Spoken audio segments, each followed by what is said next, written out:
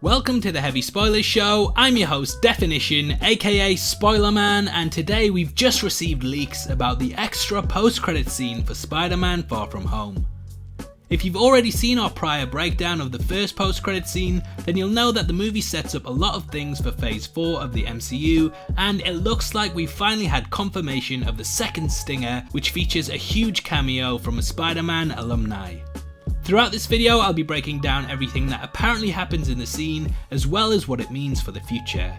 This is full spoilers ahead, so if you don't want the movie potentially ruined, then I highly recommend that you turn off now. Unlike the other video, this one also spoils other elements of the film's plot, and whilst every leak like this should be taken with a grain of salt, this seems to be backed up by a lot of high profile sources, so it looks pretty legit. So if you want to avoid spoilers whatever it takes, then this is your last chance to stop the video. With that out the way, I just want to give a huge thank you for clicking this. I hope you enjoy it. Now sit back, relax, and let's get into part 2 of my breakdown of the post-credit scene of Spider-Man Far From Home. Okay, so the first post-credit scene reportedly follows Mysterio meeting with the Chameleon, Scorpion, Vulture, and none other than Norman Osborn at the recently renovated Avengers Tower, which has been renamed Oscorp.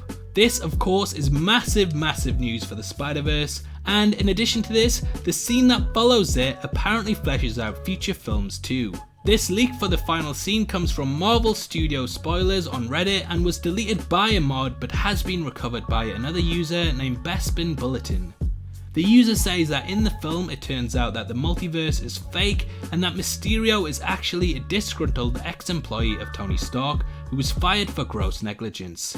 Following the death of Iron Man, Mysterio has decided to use technology such as holograms, drones, and projectors to make it seem like the world has been invaded by evil forces that wiped out his Earth. When Spider-Man unearths this in the film, Mysterio comes up with a backup plan to frame the webhead and make it look like he's the one causing all of the problems.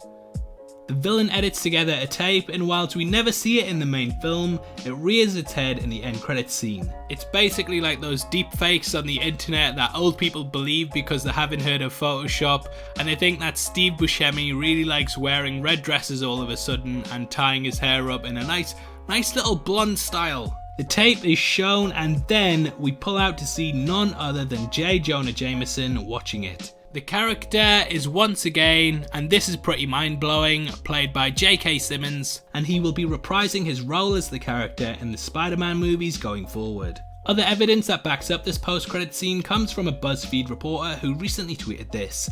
"Still thinking about Spider-Man Far From Home, which might be my fave Spidey film now. Jake Gyllenhaal is incredible, a force, and the post-credit scene will make fans of the original Tobey Maguire movie nostalgic. Can't wait to see it again." So all in all, it looks like the movie is really going to set up the Spider-Man universe in an interesting way that ties more heavily into the comics than we've probably ever seen. I'm very hyped for this film right now, and with the release date getting closer and closer, I'm just getting more and more excited. Obviously, I'd love to hear your thoughts on the news and if you believe it or not. Comment below and let me know, and if you enjoyed this video and haven't watched part 1, then make sure you check it out after this.